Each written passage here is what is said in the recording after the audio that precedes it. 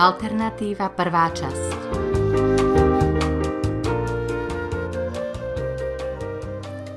Ubehlo niekoľko hodín, odkedy pristál na Midlandskom medzinárodnom letisku. Počiatočnú eufóriu z toho, že je opäť v hre, pomaly vystriedala únava. Okolo poludnia opustil Odesu, kde prevzal posledné inštrukcie a vyzdvihol si strieborný Jaguár, lebo rýchle autá boli vždy jeho vášňou. Vonkajším okruhom sa napojil na diaľnicu a zamieril rovno do srdca Big Bandu.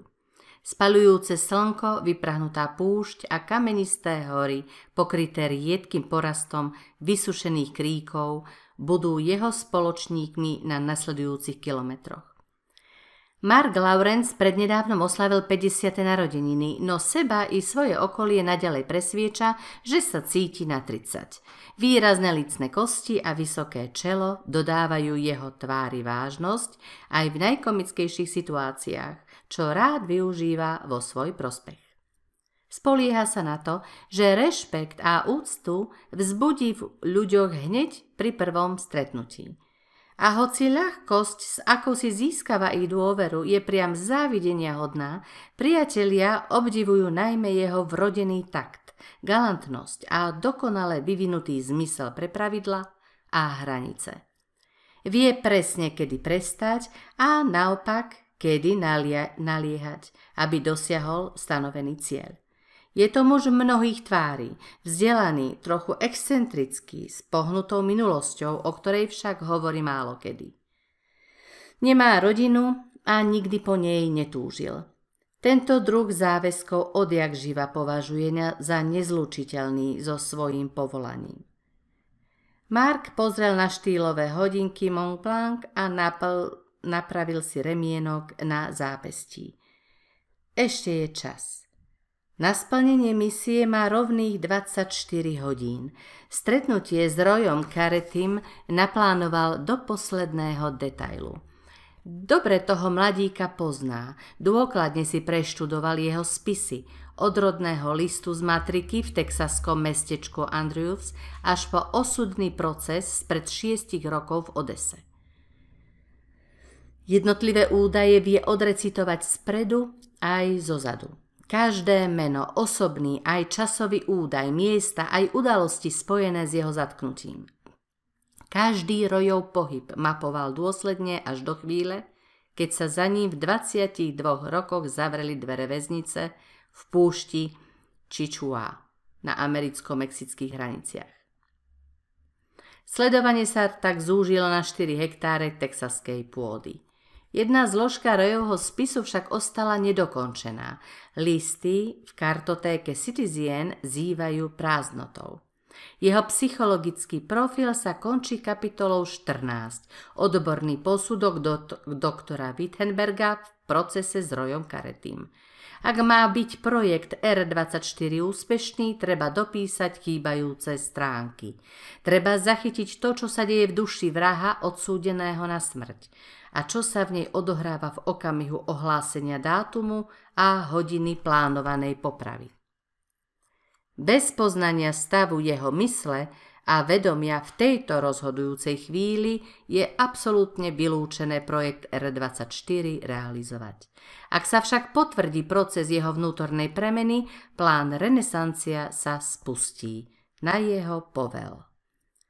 Keby ten mladík tušil, že svoj život má doslovne vo svojich rukách.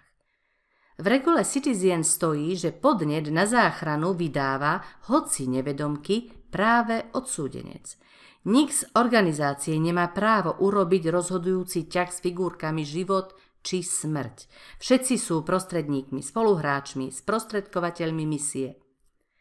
Povel, ktorý spúšťa celý mechanizmus záchrany, môže teda vydať iba ten, koho sa bytostne týka.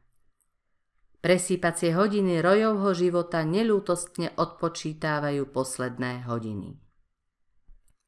Brána väznice je vsadená do vysokej murovanej ohrady, ukončenej chumáčmi ostnatých drôtov. Strieborný Jaguár sa k nej prirútil závratnou rýchlosťou, kúdoly žltého prachu zostali za ním. Mark si z palubnej priehradky vybral kolárik a zastokol si ho do goliera čiernej košele. Ešte posledný pohľad do spätného zrkadla a s pocitom vrcholnej spokojnosti nad dôstojným dojmom, aký kňažský kolárik vyvolal, vystúpil z auta. Pri bráne ohlásil svoju návštevu, predložil doklady a hromadu potvrdení. Do vnútorného nádvoria ho vpustili bez problémov. Na najbližšom voľnom mieste zaparkoval a ako predpokladal, nasledujúca kontrola už neprebehla hladko. Dalo sa to čakať. Veľký zavalitý muž v uniforme s koženým opaskom pod previsajúcim bruchom sa na ňo mračil spoza hrubých dioptrií. Vy nie ste páter Rafael? Som otec Filip, zastupujem otca Rafaela, odpovedal Mark a bez akýchkoľvek rozpakov pokračoval. Náš predstavený odcestoval na generálnu kapitulu rádu. Viete, stretnutie predstavených, niečo ako interné voľby.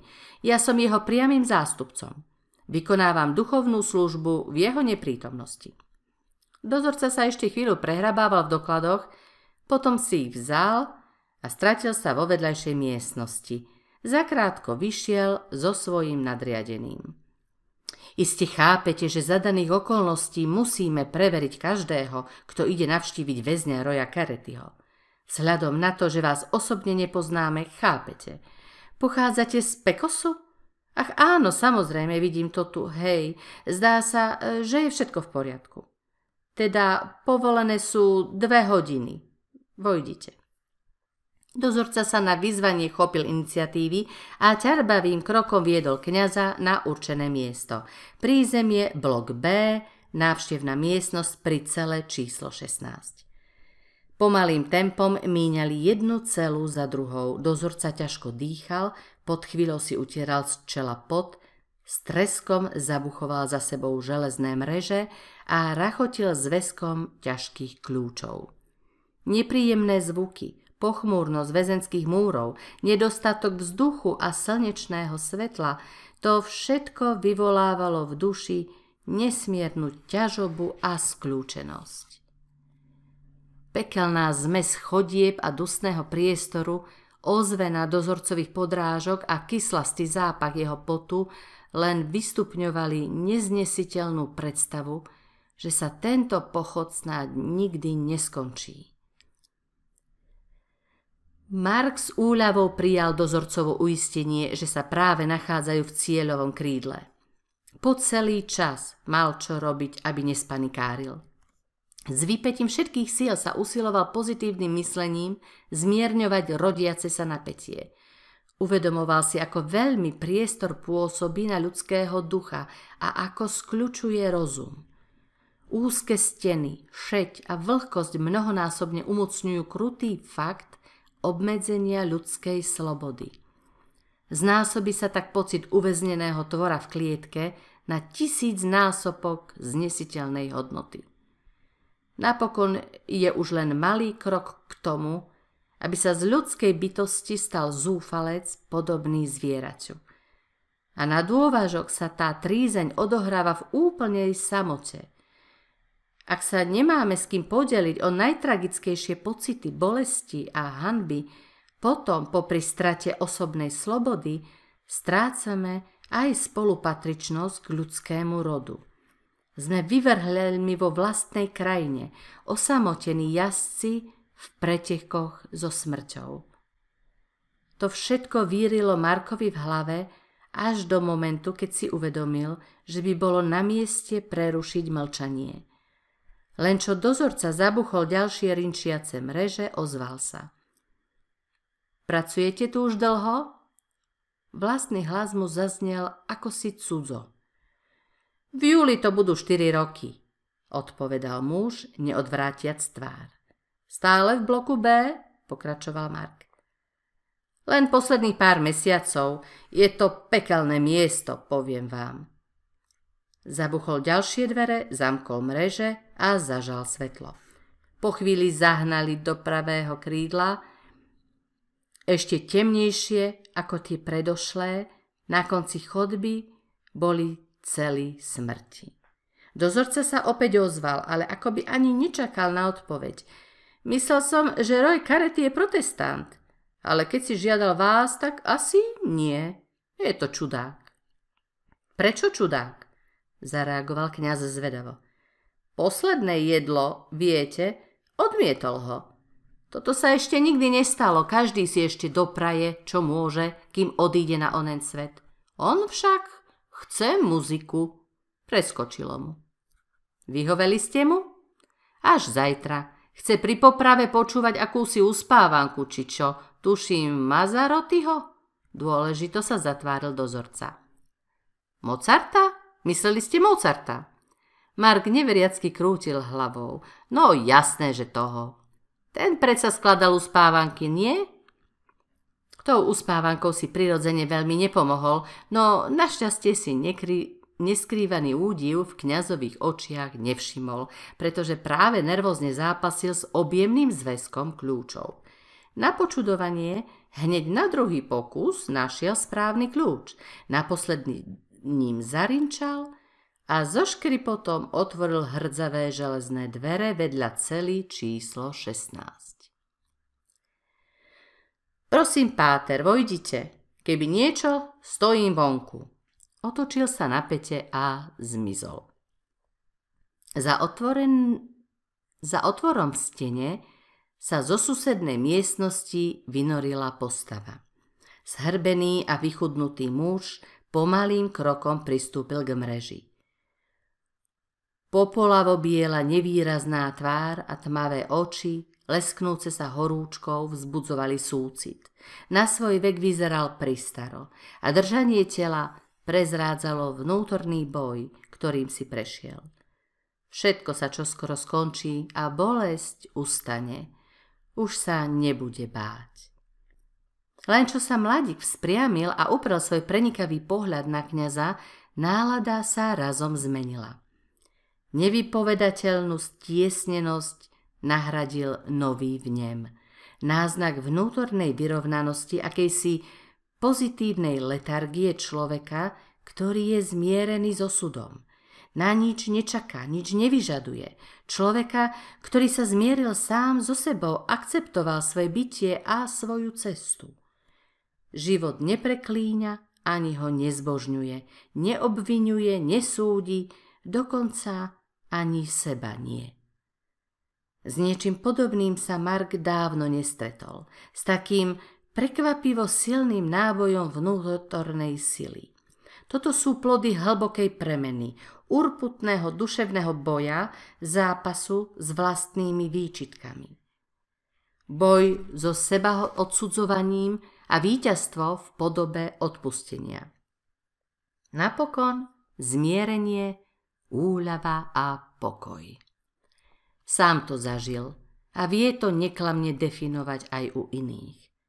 Ten, kto prešiel tortúrou smrti, ľahko spozná seberovného aj v tisícovom dave. Ste páter? Prerušil mladík mlčanie.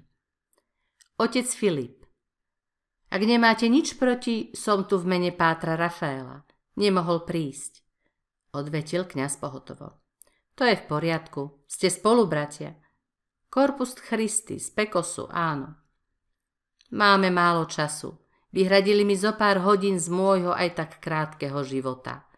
Pokračoval väzeň. Kňaz na okamih zmlkol. Prebehlo mu mysľou, ako rozdielne tu väzni vnímajú čas. Hodiny a dni strávené na samotke. Jedným sa ukrutne vlečú bez konca a úľavy, iným pretečú pomedzi prsty závratnou rýchlosťou. Krátky okamih života sa len tak myhne v závane osudu. Pomaly zabúdajú, čo všetko chceli v živote dokázať. Vzdávajú sa túžob a želaní, nejaké očakávania, nejaká nádej. Budúcnosť sa zleje do neforemnej masy sivej prítomnosti.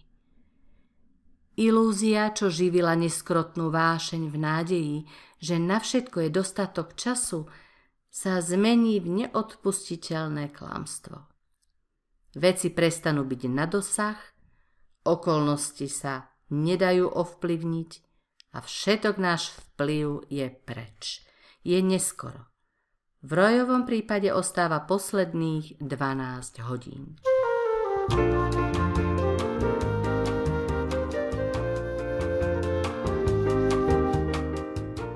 Musíme sa s tým vyrovnať, ozval sa ticho kňaz. Chcel niečo dodať, ale mladík urobil gesto, ktorého razom umlčalo.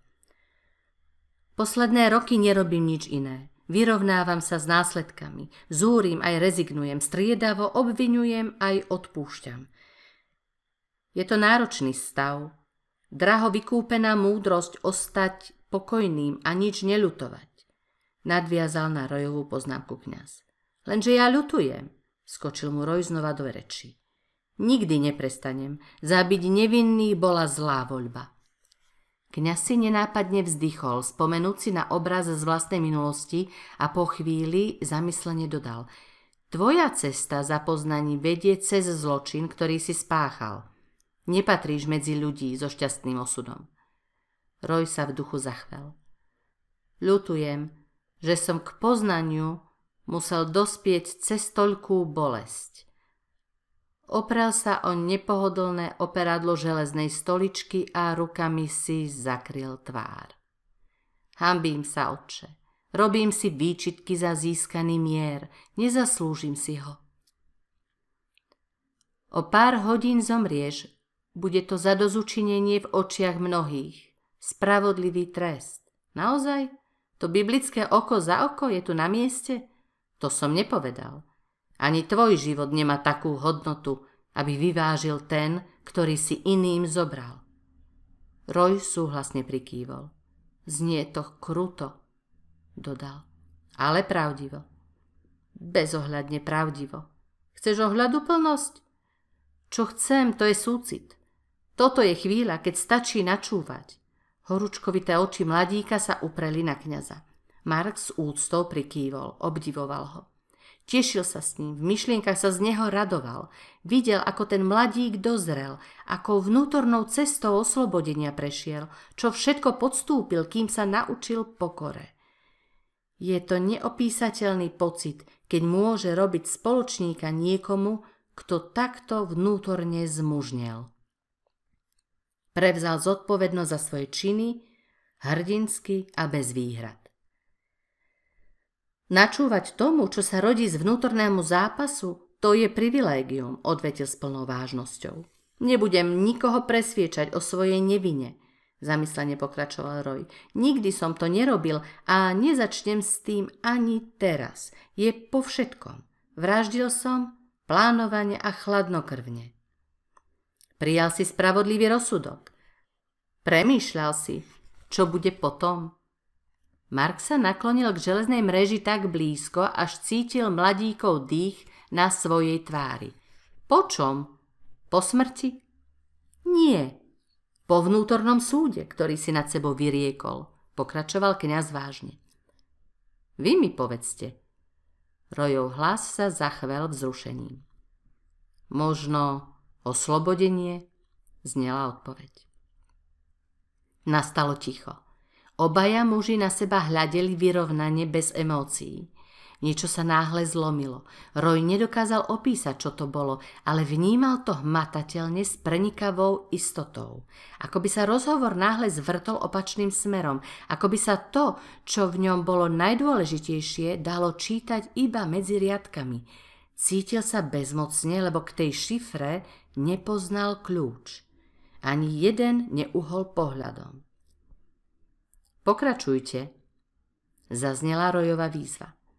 Istý čas si bol presvedčený, že máš právo vziať spravodlivosť do svojich rúk. Ale kto ti dal to právo na takúto moc? Hovoril kňaz zmeneným hlasom. Zdalo sa, že odbočil od témy. Roy prekvapene zodvihol hlavu. Mlčky, hoci videl v tých cudzích očiach snahu vyprovokovať ho, aby odpovedal. Tú otázku si kládli aj iní, už od nepamäti, pokračoval kňaz, stále očakávajúc mladíkovú reakciu. Nedáva nám toto právo naša sloboda? Neisto sa ozval Roy. Kňaz zastavil prúd myšlienok a zvážnil. Stále si teda myslíš, že máš mať takéto právo? Roy sklonil hlavu. Naďalej však sedel v spriamene, tuho rozmýšľal, čo povedať. Výbušnosť, prejav jeho prchkej povahy v ňom zápasila s rozumom, ktorý velil, zachovať rozvahu a triezvosť. Takto nad tým nikdy neuvažoval. Chcelo sa mu skríknuť, že má právo, áno, má právo na spravodlivosť. Ak sa jej nemôže dovolať legitímnou cestou, potom účel svätí prostriedky. Striaslo ho, keď si uvedomil dôsledky takéhoto uvažovania. Kňaz na neho úprene hľadel a Royovi prebleslo hlavou, že mu vidí až do duše. Do toho, len to vykrič, povzbudzoval ho kňaz. Výkrik namyslenca ubezpečujúceho svet o svojich právach, aký to má zmysel? V tejto chvíli určite má. Teraz nie je čas zahmlievať a prekrúcať slová. Využij posledné okamihy a polož správne otázky. A čo ak sa neviem pýtať? Potom je najvyšší čas sa to naučiť. Myslím, že si pokorný a to je dobrý začiatok. Pochop, že správne položená otázka už v sebe skrýva odpoveď. V kňazovom hlase, gestách a postoji sa zračila nesmierna dôstojnosť. Ale toto je jedna z tých, na ktorú sa ťažko odpovedá. Otázka slobodnej voľby a jej následkov prevyšuje ľudské poznanie. Verím, že to dokážeš posúdiť sám. Uznávam, že je ťažké vnímať udalosti a naše rozhodnutia v ich širšom kontexte. Kňaz sa odmlčal. V duchu si predstavil sochu bohyne spravodlivosti s previazanými očami, držiacu v jednej ruke meč a v druhej misky váh. Ako často posudzujeme s páskou na očiach a váhy dobra a zla balansujú medzi dvoma pólmi. Až si raz spravodlivosť sníme pásku z očí, uvidí číru pravdu. Kto sa jej potom odváži odporovať? Vykoná spravodlivý súd a prevalcuje našu detinskosť svojimi argumentmi, naše majetnícke postoje svojou prostotou. Pravda nakoniec vyjde najavo. Kňaz sa zadíval na mladíka, ako by zneistel. Dozrie čas a aj ty dostaneš svoju odpoveď. Na konci cesty odkryješ to, čo bolo skryté už v zárodku, dodal presvedčivo. Tak nejako to bude, dokončil Roy kňazovú úvahu. Čítali ste dnešné noviny? Obrátil sa so zdánlivo nesúvisiacou otázkou na kňaza. Písali v nich o rozsudku? Kňaz mlčky prikývol. Teda je to isté. Musí to tak byť, už je to vonku. Zajtra umriem. Chcete mi niečo povedať? Môj príbeh pozná každý, kto vie čítať. Nepoznám koniec.